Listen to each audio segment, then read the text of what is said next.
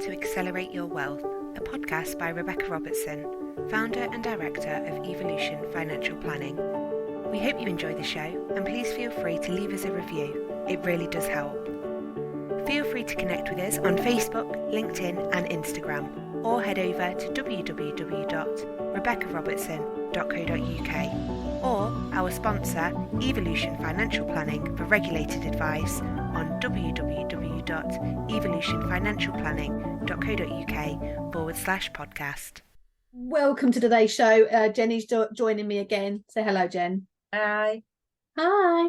If you haven't listened to any of my shows before, Jen has come on recently a couple of times to talk about mortgages, mortgage interest rates, and talk about wills, because that's an area that she specialises in.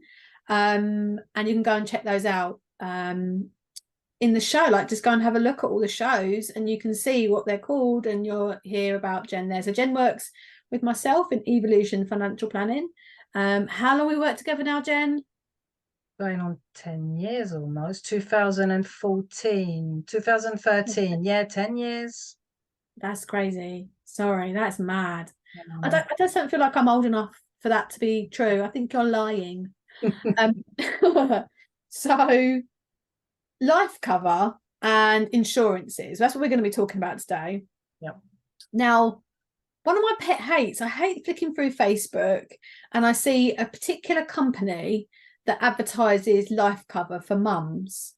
And it's one of my, I don't know why, but I just find that all the marketing is just so scaremongery. Great. It's not nice, is it? No, and it's the way it's advertised as well. They sell for £5 a month, you can get life cover. It's not that simple, is it, really? No, I mean, there's also policies which you think are, oh, that's all I need, but they're accidental. I heard an advert on the radio. It was like Heart Radio or something, and they have loads of adverts. And it was, I think it was accidental life cover. So you can, if you have to die, but it has to be an accident. Yeah, loads of conditions. Yeah. So, and so how do we know? If anyone knows how they're going to die, then I don't think they would need life cover in the first place, right? Definitely. So it's although it's a regulated area, I just find there's a lot of, not I wouldn't say mis-selling, because it's better that you have something rather than nothing, but there's no real advice in that process, right? It's sort of random figures that are pulled out of the air. And how much life cover do you need? Do you know, is 10 grand? Depends, really. It depends on your mortgage, what you'd need life cover for, family, expenditures. You can get life cover for whatever suits your needs. Yeah, it often comes back to choice, but price, sorry. But life cover's actually quite cheap these days. We're living longer. Statistically, We're living longer, and medical prevention means that we survive things. Yep. Although we might not be happy in that survival, we might be in a really bad state, but we're not dying. I had a client recently who unfortunately had a stroke, and he's got a very good job, single earner, couple, older children. They've got life cover, but he's had a heart attack, and they've only got life cover because they thought, well, I'll get sick pay through work. Oh. And actually their mortgage could have got cleared had they had more cover. And then for a lot of people, a lot of clients, I find, where do you draw the line, right? Where do you stop going, well, that's I've paid for my life cover plus, it's not called critical illness, it's like critical illness, but it's called serious illness. Oh yeah, that's vitality. Now I got it at a time when it was a lot cheaper than what you can get it now. So I'm not saying that people should have it now or it's better than standard critical illness, because actually at that time when I took it out, standard critical illness, which I'll talk about more in a minute, was much more black and white. It's actually it's a what's the right word? It's just developed a lot in the last sort of 10 years, I guess. Yeah. And when you cancel a policy, you lose all of that previous definition of cover. So I'm unlikely to change that policy, and insurance companies rely on that, right? Yeah. I've got that vitality one, and I pay a lot of money for that. Like, we're talking over £150 a month for that policy, and it'd clear my mortgage if I died. If my husband died, it'd clear my mortgage.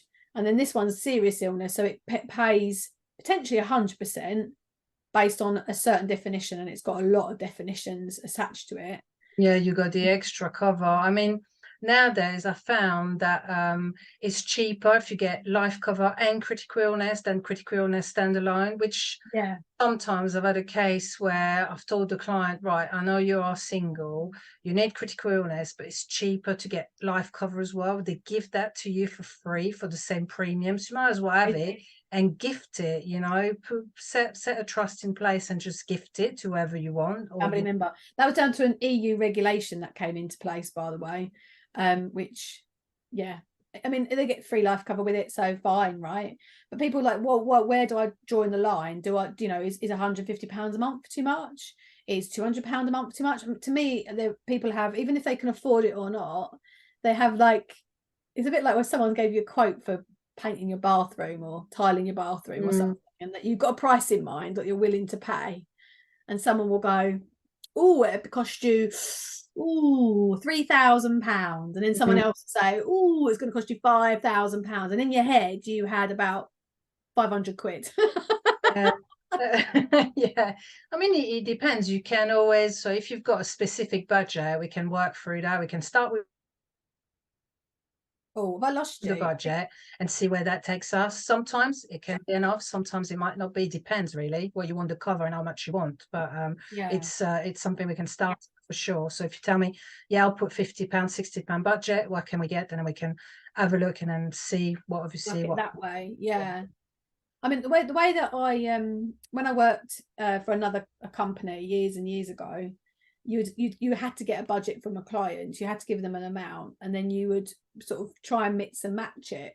Yeah. So like I would do life cover for the mortgage, and then I would do half each critical illness, not the full amount. So they had half the mortgage cleared. So if something happened to one of them, there were two single policies, Yeah. not joint, which sometimes can only cost like a little fraction of it more, but that way you could have two covers, so two lots of life covers. That's double the cover, which is handy, and the life cover front, but half on the critical / serious illness. So if one of them had a heart attack and then 2 years later the other one had cancer, the mortgage would be cleared in that scenario. Yeah, because they'll pay out twice instead of one. If you've got a joint cover, then yeah, obviously it just pays out once. But if the couple one and then something happens to the other one as well, then having two policies is better than having, you know, yeah, just then that, but it's better than nothing, right? If you can't afford 100% critical illness for both of them, and then what I would do is a little bit of what I had spare, I would then, if they had like sick pay at work, if they're self-employed, obviously it's different. You can still have a policy, but it's not like you've got sick pay you can attach it onto.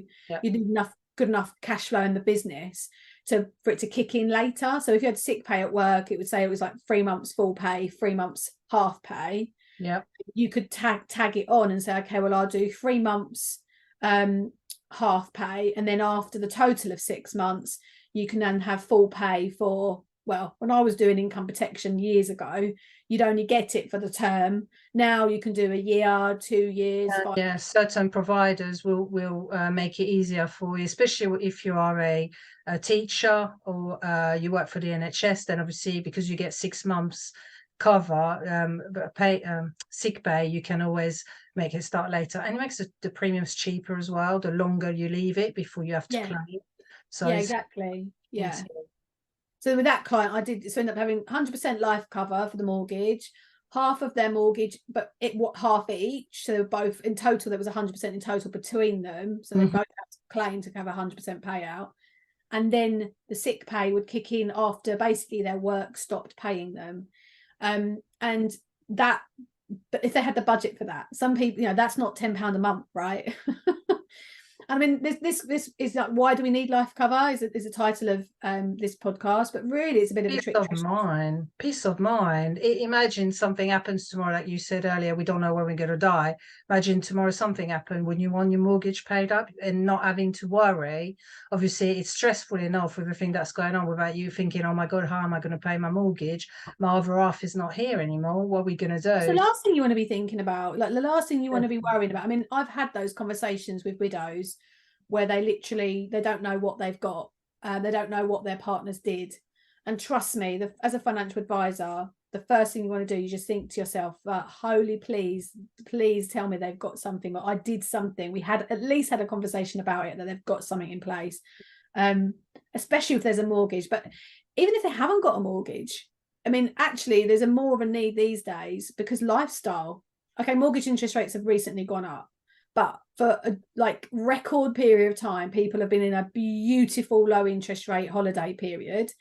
And unfortunately, it's a bit of a shock to the system where unfortunately, these are normal rates that we're now having. Bear in mind, I've been in the industry like over 20 years. These are around the sort of 4% bank base rate would be sort of an average, really. Yeah. It's slightly edging up a bit higher now, but we've been in a really privileged low interest rate period. But people have then not saved that difference, because they're not all super, and I'm not saying I have, but what you should do is save the difference, right? What we don't, we go and get bigger cars, we go on more holidays, we have a bigger lifestyle. So actually, what you need life cover for is not just the mortgage, it's legacies as well. Yeah, definitely. If you've got all that and then something happened, because not everybody's got a mortgage, but it's still useful to have protection, some kind of protection. You never know what can happen. Imagine you found out you got a critical illness tomorrow, and then you haven't got that. How are you going to cope? It'll be very difficult, especially if, like you say, lifestyle choices and whatever you do. So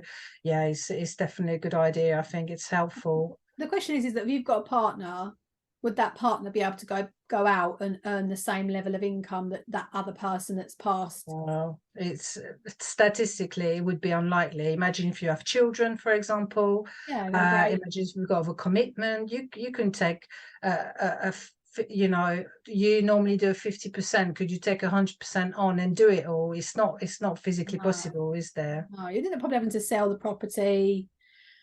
Yes, it's scary, and that goes back to that sort of scary marketing. That's why people use that scary marketing to get people to think about it. But unfortunately, people won't think about it until they've had an experience or they've seen someone else go through something similar. And unfortunately, that often only comes with age. As you get older, you start to realize that you're not invincible. Or people have children, right? They have children and they realize that there's another person to think about. So life cover is not always just for the mortgage. It can actually be over and above that, depending on what lump sum you want to leave. Or I've done a lot of years ago, when I used to do a lot of life cover, I used to do family income benefit, which sounds like you're like a government like benefit. It's not. It's just it's quite a good. It's quite a good cover, because if anything happens, that you'll be getting this money to help you cover your outgoings. So it's a very good policy. Not cheap as well. I think they were like 8 or 9 quid sometimes, and it would pay like 1,500, £2,000 a month on the event of someone dying, and then you could do it to the children, say 21 or 25. And then it would pay out that income. Unfortunately, you hope that they haven't have to experience such an awful thing. But at least in the eventuality that it does, that the income then from the family doesn't drop at the same time. So over and above life cover, we've mentioned critical illness / serious illness. Critical illness is in the mainstream. So it's really worth people looking at their policies. And what things would you look for in a policy when someone's looking at what they've currently got when it comes to critical illness, Jen? So the term, because obviously you might need a longer term, because let's face it, everybody with mortgage, sometimes you have to extend your mortgage. So the term, so if you end up having a 25-year mortgage, but you only got 20 years left, for example, on your mortgage cover, then you're missing 5 years. So it's worth looking into. So either revising this cover, obviously, like you said earlier, sometimes you don't want to touch it because it's such a good cover, but you can get the extra with another cover just to top it up. So it's worth, and the amount as well, like how much, sometimes we go and get second charges, or you might not be a secured loan, but you might have a really large, like maybe debt of some kind. If you increase cars are really expensive these days, and you might want extra top up for that kind of thing. Not that it's an asset, by the way, nor is a house technically, but that's a subject for another day. It's such a broad conversation. There's so much to cover, isn't there? There's never enough time today. So it's so bits and bobs there and there, but for sure. I mean, even if what are definitions though of cover? Because the policies from years and years ago, you'd have like, you are covered for cancer, and that's it. They just say cancer. It's like you're covered for 5 things: multiple sclerosis, cancer, stroke, heart attack, and MS. Like, I already said MS, didn't I? I don't know. That'll be where like loss of limbs or that kind of thing. You've lost both your arms. You've had 100% blindness, things like that. So it's really quite limited. Whereas now, some of the newer policies, you're talking like 76 definitions. Depending on the provider, yeah, some of them do cover quite a lot. So it's always important when I'm choosing a policy. I'm always looking to see how much cover we can get. So, for example, policy A might be £50, but it won't cover as much. But policy B might be £52, but will cover 5 or 10 extras. So I'm like, okay, so for £2 extra, you could potentially get that extra on it as well. So it will cover that. So it's worth considering, definitely. But yeah, sometimes there's extra for kids as well. Like you can have your kids. Some of them do. Very free, yeah. You can add the kids on certain policies, or it's already added as a free cover on there. It's probably worse than something happening to you. My friend, had a little boy had leukemia, and it is turned all the other children, their lives upside down, because they're just, having to focus so much on this, this ill boy. Really, it's awful thing to think about. And the last thing you want to be worrying about is like, how are you going to pay your bills and go to work and that kind of stuff. When people are looking at their existing policies, when it comes to existing definitions, what's a good sign that they've got a good amount of cover or a bad amount of cover? What do you mean? So, well, you can let's just say they're with, I don't know, a company, and they look at their policy schedule. Not that people keep it or look at it like we do. But should do. It for them if they are. Yeah. What's a good policy and what's a bad, like an old policy where it's like 5 things that are quite vague is probably not good. But sometimes, for example, let's just say it says cancer, all cancer, whereas a new policy wouldn't have that. It would be selective. So if in an old policy, if you've got all cancer, then you're okay. But on a new policy, it will tell you, for example, it needs to be a certain type of cancer, or you need to recover from that cancer, you need to have this, you can't have that, etc., etc. So we've got to be very careful when we check the old documents. I think skin cancer is a good example. So you might have like a little That's a good example. So in old policy, something like that, it's somewhere, but I can't pronounce. Sorry, I just lost you for a minute, so I don't mean to talk over you. Right. Carcinoma, like on newer policies, they wouldn't be covered because actually, if it's not spreadable, if it's a spreadable cancer, then yes, it could be skin cancer, but not spreadable. And like, for example, on older policies, it might cover breast cancer, but on a newer policy, it would be breast cancer is a good example where it's not spreading to any other organ. They do a mastectomy, which is, it's a horrific thing to go through as a woman. But some of those policies that are like not the old ones where it's just like all cancers, but they're middle of the road, they have no payout for breast cancer. Whereas some of the newer policies will go, okay, we're not going to give you 100% payment, but we're going to give you 25, 50,000 because what you've gone through is really terrible. So it's a really broad, it really does depend, doesn't it, on the policy and when it was taken out, because it's such an evolving, fast moving area. Definitely, 100%. Changed so much over the last, I would say even the last 5 years, let alone 20 years. Some policies, like they don't do certain covers anymore, like redundancy cover. Don't think you can get it anymore. I've looked. Oh really? None. I think there's 1 or 2 left. No, you couldn't. In 2020 they cancelled them all. Like you couldn't get anywhere, but about bringing it back, but I don't know, I'm not too sure. You couldn't. You can get accident sickness, but not redundancy. Gosh, that's old school. You should have to put them in the bank. I'm glad I didn't do a lot of more the income protection, because I sort of moved over. I worked for Bradford Bingley. Oh yeah. I worked for Alliance and Leicester. They had accident and sickness, and that's where, like the controversy that you hear now about people being sold loans, and then they have the accident and sickness unemployment attached to it, sold with it. Thankfully I just skipped over that and I went to Bradford and Bingley, and they're independent, so you were then taught not to offer accident and sickness because that's sort of quite a short-term sort of plug. There's basically underwriting for accident and sickness, just to explain to people, is underwritten at the point of claim, Whereas income protection is underwritten at the point of application, and then you have then a policy. So if you come to claim, you're more likely to get a payout. Whereas accident and sickness, it's only a 12-month policy, and the chances of you getting a payout is less, basically. Definitely. I've got a client actually who's had a policy, very old policy. I won't name the provider, but the conditions, there's no chance that he would ever get a payout, and he's been paying what, £50 a month for like Wow. 15 years. And it's like the conditions, for example, one I can remember is you need to be unemployed for 14 weeks, and if you in that time you're not looking for a job, we're not going to pay. It's just crazy, and there's no way it would get a payout for that. So yeah, definitely, yeah, but that's what it was back then. Definitely worth reviewing policies that you're paying for, right? And check what you're actually paying for. Ring up the provider, ask them questions, and check what you've actually got in place. And then that, if that needs adjusting, like you were mentioning before, the term, the amount, the amount it might pay out, or the monthly amount. So if you've got income protection, especially, you need to update the provider. So if you took out insurances on income protection years ago, and you haven't then spoken to the advisor that offered it to you, you still need to communicate with the actual insurance provider and tell them if you've changed jobs. So for example, you were insured for, I don't know, as a taxi driver, and you're now stacking shelves, but you're covered for income protection and you've not updated them, then that could cause a problem at claim, because you're actually not under the same, you're not covered for the same thing anymore. It's on the terms and condition. If you've got a specific change, obviously you need to let them know.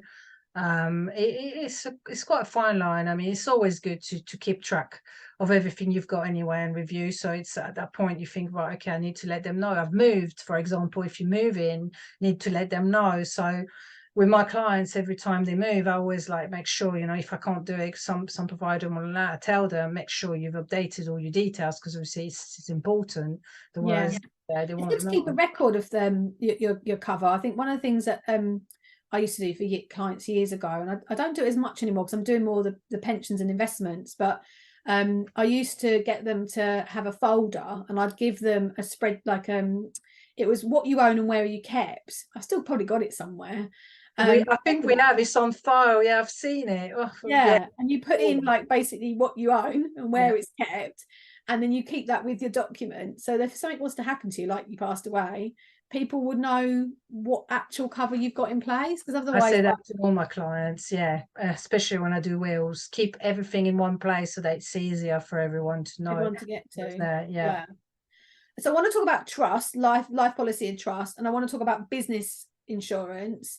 But before I go on to that, I want to tell you a very quick story about the difference between critical illness and income protection. So years and years and years ago, I remember vividly this conversation with this couple, and I gave them a quote for life cover, life and critical illness, and income protection. And I recommended life cover, critical illness, and income protection. It was within their budget. And they said to me, no, we're not going to do the, which way round was this? Make sure I get this right, this story right in my head. Was it the life cover? No, they did the life cover, but she went, basically, they rang me up, and they didn't take out income protection or critical illness. They only did one of them, because they were like, why do we need both? And I explained the benefits of each, which critical illness, basically, it pays out on a defined definition of a diagnosis. So if it was like cancer, like we described, as long as it's not like, what was described a moment ago, and it would pay out 100%, then the mortgage would be cleared. Income protection, you might be signed off sick by the doctor, and it will pay an income, and you could be signed off sick for whatever it is, as long as you haven't been sick for it before. Jen, you know this. I'm not teaching you. I know. No, it's good. It's good. A revision for you, love. Been doing this a long time now. Yeah, I know. You don't need it. Go on. I'm testing you now. Go on. Yeah, test me. Ask me a question. Where was I? Income protection. It's not a defined illness. You can be signed off sick for whatever. It could be a bad back. As long as you haven't had a bad back before, it will pay out, kind of thing. Loosely speaking, there are terms and conditions around it. So they didn't want to do both. They said, we'll take our chances, that we're we won't do both. So anyway, a number of years went past. He rings me up and says, my wife has been diagnosed, I think it was cancer actually. I said, first thing goes from, oh my God, what did we do? What insurance did we do? And anyway, they didn't take out the critical illness. They did do the income protection. So normally speaking, that's a good thing, because their thought process was, well, if we're signed off sick and we're not going back to work, then at least it will cover whatever she's sick for, rather than a defined definition. So that was their thought process. Did they take for life income protection, like obviously no limits on it, because you got different a life cover with income protection, no critical illness, and it was the more expensive out of the three, so that's another probably reason why. But there wasn't like a smaller an amount of critical illness, it was just none at all. So I said, okay, great, so what do we insure you for? And he's like, well, actually the insurance company aren't paying out on the income protection. I said, okay, well, why is that then? Well, technically she's not actually stopped work. I went, what do you mean? I said, well, she's going for treatments, but work are just letting her go for treatments, and actually she doesn't want to sit at home the rest of the time. She's coming to work, so she's actually not off sick, and therefore she can get a sick note from her doctor, but she's getting paid by the employer, and all the time she's getting paid by the employer, there's no policy to pay out for. And I think that's just a really important definition for people to understand, that we don't know what's going to happen and how that's going to play out for the company that you work for, what kind of illness you could get, what you could be off sick for, how long you're going to be off sick for. So our standard is to have all of it, but it's really the client's decision what risk they want to take as to how that might play out. Yeah. I just thought it was a good story. I tell a lot of clients when they're trying to work out how much cover they should have. Definitely. So, trust. What's the benefit of putting life policies in trust, Jen? Okay. I've lost her again. So it pays out quicker. So that means you don't have to wait. Pardon? You don't have, it pays out. Yeah, your screen freezes up sometimes. So it pays out quicker. So it means that if you need to go to probate, you don't have to wait. You can just contact the insurance company and deal with them, as long as you are the trustee on the policy. So it avoids delays, really, and it's just a simpler way of saying, right, the policy belongs to you or to whoever is assigned a trustee and a beneficiary. There's no way, it's a lot quicker. So I advise everybody to put their policies into trust. Right. Okay. And then the last thing to talk about is business insurance. So we've talked about personal insurance so far. So people insure their cat, their dog, the car, the washing machine, the boiler. But they don't tend to think much beyond that. We've talked about other things that they can do personally: life cover, critical illness / serious illness, and income protection, either as employed or now let's talk about self-employed and business owners. So one big change I've noticed recently is that income protection that I mentioned for employed people that you tag on, is now called executive income protection if you are a business owner. And the biggest change I've seen is that years ago, the price was 5 times more expensive to run it through the business. But the difference now is actually there is no difference. There's the same. There isn't. It is. I mean, I've got a client who's got a limited. We're doing income protection at the moment, and there's no difference. So everything is as part of.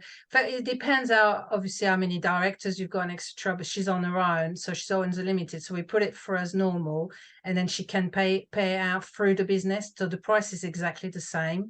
Yeah. They just now obviously limited instead of a massive benefit. So years ago, like I said, it was literally 3 times more. So it was no point putting it through the business. You would put it through your own personal name. But the benefit of putting it through the business is that actually it's a business expense. So if you've got quite large, tax and profitability through the business, it can be worthwhile. But I was talking to one of the insurance companies the other day, and what he was mentioned to me was that when you then put it through as a business, is that the insurance company increase, because it's not paid out the same, because it's paid through the limited company, therefore it's taxed. So you can increase, therefore, the policy cover by 20%. So rather than having a cap at, say, 60%, this is different for each insurance company, but let's say 60% on average, you can actually insure it for 80%, because that 20% difference means that your then net effect as you paid out to you as a personal person is then the same as what it would be if it was personal. So if you had the same amount of cover for personal to business, it's paid out differently, and therefore the one that's paid to you personally is not taxed, whereas the one for the business is. Therefore you'd effectively have more cover through the limited company. So then it's like, okay, well, does that extra cost offset the tax? And they've got like a little calculator on their website, but I tend to refer clients to their accountant to get. We can't really talk. Well, I can't talk about tax, so no. I think it covers all things of tax, right? But and I can work out a brief calculation on that example, but I think people's circumstances are so individual that it's best that they speak to their accountant about it. Definitely. What other kinds of insurances can you do as a business owner? That's not like the standard liability insurance, because we don't do that kind of stuff. We talked about income protection, which you can, as a limited company, sole trader, you can have as like basically it's like sick pay for yourself. What else is there? So you've got relevant life, and you've got key man. Obviously, I don't think they call it key man. I'm just old school. It's a different name. Yeah. So where you can key person, not what it is, key person. Yeah. Well, it's hard sometimes to move from the terms you've learned many years ago to the new term. Yeah, you just can't drop them. It's hard. Yeah. So one insurance will basically protect the main person within your business, pay through by the business, by the directors, depending on who that is, and the other one will pay out to the business to support obviously the loss of a person where the business needs for, let's say, advertising. Obviously they lost that income, where they lost that extra income from the job. The person's no longer there.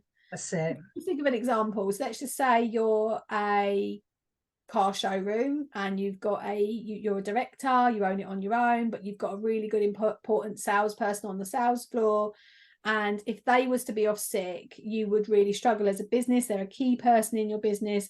Then you can insure, effectively the business can insure that role so that you can still pay them a salary whilst they're off sick, and actually pay effectively someone else to do that job. Yeah, so it would pay for training, etc., to put someone else within that. No, so it's really good cover. They've got and it's changed from back in the day as well. They've made it a lot better as well, so a lot more possibilities and whatever. I mean, insurances, whatever you need it for, there is a solution really now. Yeah, it's just finding the right price point. And then the other one you mentioned, that's relevant life. That's more like having a death in service, really, if you're employed, but the business is paying for it. And also then you can have partnership liability. So if you've got two directors that own, like I've got one at the moment, there's two ladies, they own this company. One of them is married and secure, happy, like all good, but the partner, her husband, would have nothing to do with this business. He has no skill set or understanding or training. And then the other one is in a really loving relationship, but they're not married and they have a child. But actually, from an asset perspective, she wouldn't want the asset to pass to the partner. She'd want it to pass to the child. So we're discussing partnership insurance, which is like relevant life, death in service, but effectively her share of that company when they die, if one of them was to die, would mean that the husband could come in and basically take over or demand that she finds. And it's a massive, it's really expensive business, but to anyone, even 20, 30, 40 grand, but we're talking hundreds of thousands of pounds that the price of this business would be worth. So that basically buy out the husband or buy out the son, potentially, depending on what the will says, which obviously I've discussed with them. Yeah. Sorry, the puppy's in here and he's just curled up on his beanbag. It's really cute. I don't know if he's coming in here today. It's really cute. He's following me around. I quite like it. I would pick him up, but I think I'd upset him, so I can't show you right now. He's napping. It's like a baby. Don't wake the baby. What was I saying? Yeah, so we'd have to effectively pay off the son when because it's effectively the business becomes their assets become the part that their share.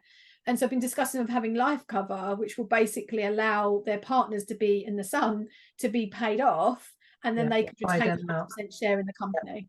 And that was quite a scary conversation. They were like, what? No, I don't want him getting involved. And it was quite in two separate conversations with two different people about the same business, about the same set of scenarios, similar on not wanting that to happen. But we then can come together and come for a policy that will help them both. I think that's the main ones though, isn't it? So it's like partnership insurance, right, relevant life insurance, and key person insurance, and then executive income cover, which we've talked about. They're the main ones, really, aren't they? Yeah, I think that's it. Yeah. Anything else to add then, Jen? No, I think that's it. As long as you know what you want to do, and it fits your circumstances, we can always find something that will be suitable. People don't tend to think about these, like once you've had these, like those conversations that I just had with that client, unless we get to the point where you're willing to have that conversation, it's not an easy conversation to have, to like basically kill people off and pretend people are dying. It's not a nice thing to do. People don't tend to think about this stuff, right?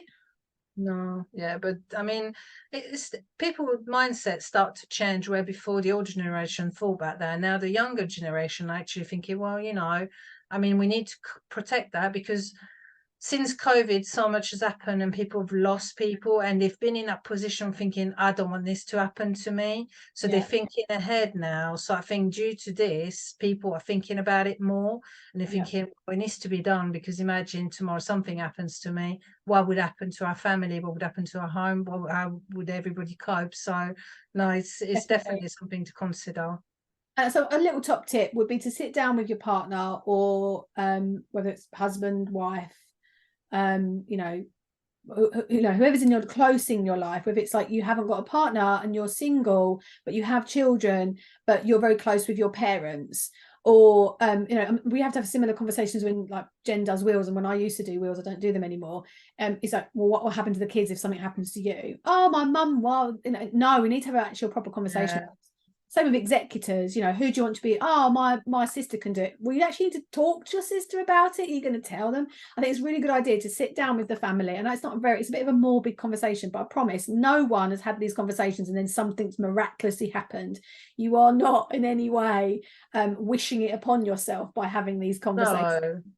No. I think if anything, if you're into energy work, you're sort of just getting your affairs in order. Unfortunately, we do talk to clients who are very poorly, or not necessarily always terminal, but that these conversations are the ones that they're then having, and it's all very rushed and last minute. And we speak to a lot of people that are inheriting houses from family members, or assets from family members, and the ones that are most stressed are the ones where they've not had their finances in order. So by having these conversations, getting your finances in order, having everything in the right place, means that you can actually do your family a massive world of good for the future if anything was to happen to you. And likewise, those that are listening, that you're thinking, oh my God, I don't know, I am that executor, I am that guardian, and then we haven't had enough of a conversation. It might be that you're executor to your parents' estate, or a guardian to children, and you're not thinking of what's in place for what would happen if something happened to them. Then go back and ask them to have a conversation about this, and sit down with a cup of coffee, cup of tea, whatever to float your boat, and just talk about it and get it down in writing so everyone knows where things are and what's going on. Definitely. It's not worth the paper it's written on at the end of the day. If it's not written down, it might be more complicated than it's worth at the end of the day. So yeah, always sit down, make notes of everything. And I mean, it's really strange in our profession. I mean, I'm really open about all these conversations. I'm really comfortable, I think, because we talk. I've almost lost her again. Talk about it day in, day out. Even at home, I can talk about it to my partner, and I'm like, well, and it's like, oh my God, even my daughter's like, oh, she's so morbid. I'm not morbid. It's that's things we talk about. But comfortable to admit that it's going to happen to all of us, and we just need to be prepared. So yeah, I know it's harder for other people though, isn't it? I think there's a fear that it was going to wish something upon them, or the bears thinking about, you don't want to think about those kind of things, and I totally understand that. But it's not the sort of thing you want to leave to the last minute, and it's certainly not the certain thing. I mean, as people get older, you can't get insured. No. So if I was going to take out critical illness now, compared to I took it out 15 years ago. Actually, no, 9 years ago I moved into my house. That's when I took out my initial insurance. Yeah. If I tried to do it now, I'm thankful and I'm extremely lucky that I don't have any new conditions. I am very lucky. I'm 43, but the chances of me getting them now are 5 times more in the next 10 years. So therefore, if I tried to take out that cover now, it would be 5 times more expensive. It's really funny you saying that. One of my friends / clients, somebody I've known for a long time, elderly, did the will for him, etc. Had a massive stroke a couple of years ago. We did cover protection back then when we did the will. We talked about everything else. He's had a stroke, and his daughter contacted me a few weeks ago to say, can we talk about whole of life? That's another cover that's quite good. Yeah. Well, he's 78. He's had a stroke. He's had a stroke. It's going to be very difficult. Nobody at that point will want to cover that, because they want to cover the inheritance tax liability. So it was a difficult conversation, because obviously you have to explain to them that if you'd done it when he was fit and healthy, like 10 years ago, then potentially, yes, we could have done it. But at this moment in time, obviously with everything, because it's quite a good policy. I mean, you pay it out, and on death, you just get a lump sum to pay off your, if you've got inheritance tax. I mean, some people are not so worried. They just think, well, they're going to have to live on less money that they're inheriting, if they've got an inheritance tax liability, of course. But they can be very expensive. I mean, like if I took one out now, it would be so much more cheaper. But then I'm paying how long? I could be living for another 40 years. So how much you end up paying into it.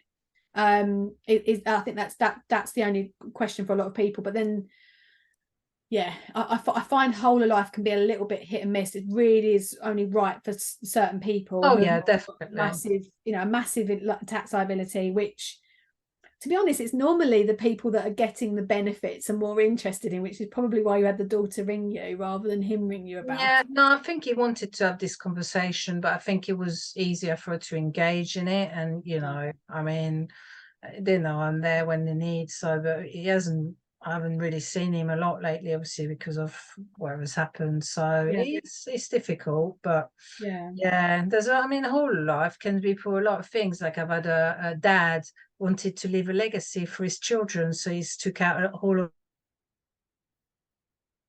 of life when he was younger. Like we did it 8 years ago. So that when that happens, then at least his children will have something. So there is different, as I said. And I think that's a good point, because I actually, my mother-in-law took out a life policy, and she's been paying it for years on that kind of basis, but it was only until she was, I think, like 70, and so it will run out, and then there's no legacy. So then there's it's I think I did quote her at one point for whole of life, and it was that much, but she was that bit older, and it was that much more expensive that she thought, well, actually, I won't bother, I'll leave it. I think she was worried about her retirement income, therefore, and paying an expensive policy. I think she was more concerned about that. So everyone's circumstances are different, right? Definitely. Well, I've enjoyed our chat today. We've been talking about insurance. Have we? Yeah, that long? Like nearly an hour. Oh wow! Just didn't feel that. It's just a conversation, isn't it? It's like, yeah. Well, to be honest, there's some podcasts that the whole focus of the whole podcast is just about insurances. Like there's financial services podcast about insurances, and they have week after week, they just talk about one little bit of what we've discussed. So it could, you could actually create probably 5-10 weeks of content just on this one podcast. But I don't know, I like to keep things a little bit more varied in my life. So this month in September, as this is being issued, we've got a podcast coming out from a fund manager about funds and investment risk. We've got one about selling from the heart and selling in your business. This one, and I think that's it. That's 4, isn't it? Yeah. That's 4. So that's September's. Nice. I'm not sure when this one's coming out, but those that are listening, I hope you've enjoyed today's show. Please do go and leave me a review on whatever profile you're on. Do email me, rebecca@rebeccarobertson.co.uk. I'd love to hear from you if you enjoyed the show. And if you want to have any regulated financial advice around insurances following today's discussion, then please go to www.evolutionfinancialplanning.co.uk, which is our regulated financial advice website. Anything to add, Jen? No, I think that's it. It was really good. Well, it's a goodbye from me. If anybody got questions or anything, they can always get in touch. Be happy to answer. Yeah, definitely. What have we got? They can email. Well, I won't give out our email addresses because you can email that Rebecca one. But if you've got more regulated questions, then you could always contact customer services at evolutionfinancialplanning.co.uk. So Jenny, you're getting married soon. Are you changing your name? I think I will. Yes. Yeah. What are you going to be, Jenny? Livermore. Yeah. It sounds really posh. So, well, it's lovely having you on. The next time you thank you. come on the show, you're going to be Jenny Livermore, not Jenny DeLelis. No, it'd be easier for everybody to pronounce as well. I don't know. I just never know how to spell it. There's too many E's in your name. Yeah, it's only 2, but yeah. I know. It just feels like there's so many. I'm just exaggerating. Anyway, so goodbye from me. It's a goodbye from Jen, and thanks for coming on again, Jen. I appreciate it. Yeah, no worries. Bye. Bye. Bye. Thank you for joining us on today's episode of Accelerate Your Wealth. For further help or to connect with Rebecca directly, please head over to the website www.rebeccarobertson.co.uk, where you can find further information on our planner, book, and how to further maximise your wealth. Our sponsor, Evolution Financial Planning, for regulated advice on pensions, investments, mortgages, insurances on www.evolutionfinancialplanning.co.uk/podcast.